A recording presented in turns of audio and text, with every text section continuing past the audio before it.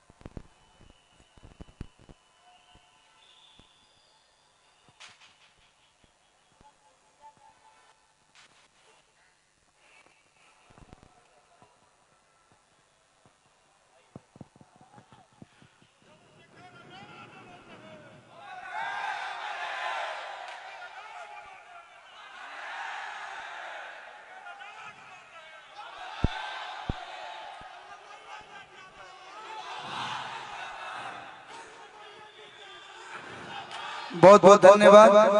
और भगवान उनके आत्मा को शांति दे, अपने चरणों में स्थान दे। गरीबों के लिए हमेशा वो कदम से कदम मिलाकर खड़े रहते थे।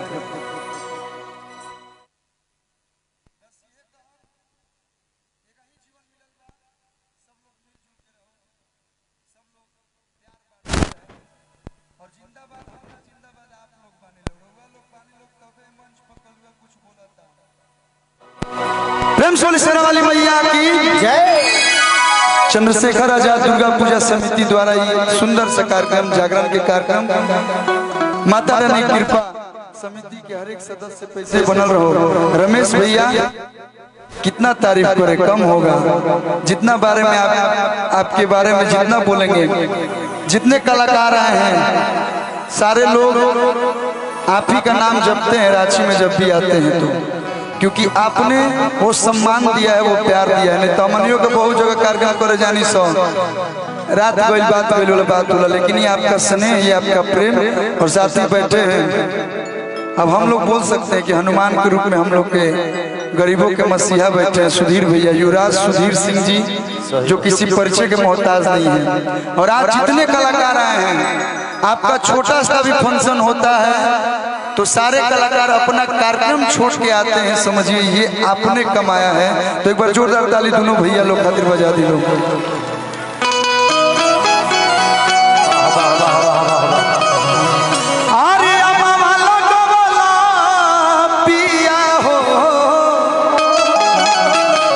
अरे महुआ रे लगवला माथे लगा दी, बरगद लगा दी, पीपर लगा दी, सेव लगा दी, लेकिन माई कौन चीज पर खुश होली? नीम के पेड़ पर। तो काहे ना लगवला पिया हो, काहे ना लगवला पिया हो, निमिया के कचिया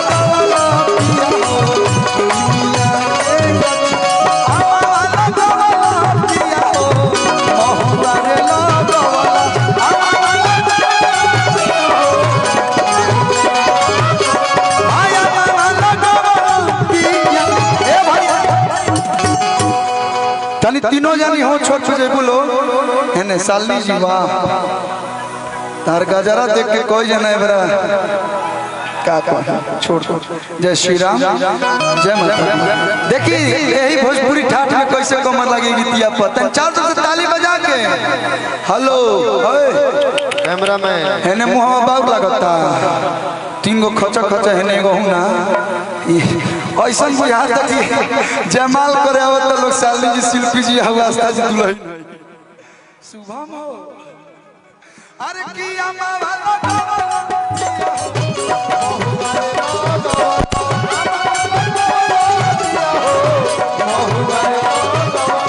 काहे ना लगावला पिया हो काहे ना लगावला पिया हो निमिया के कोठिया काहे ना लगावला पिया हो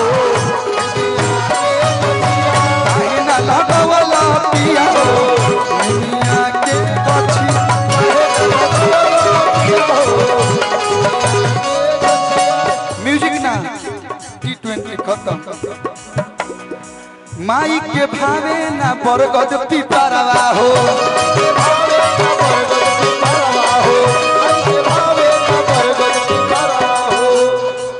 ओढ़े ललकी चुनरिया चरवा हो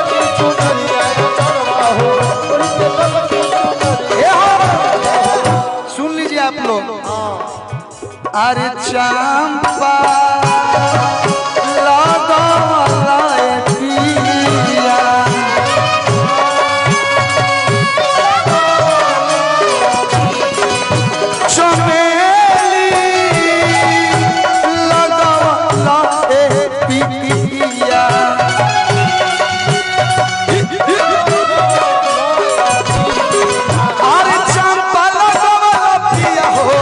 चमेली लगावला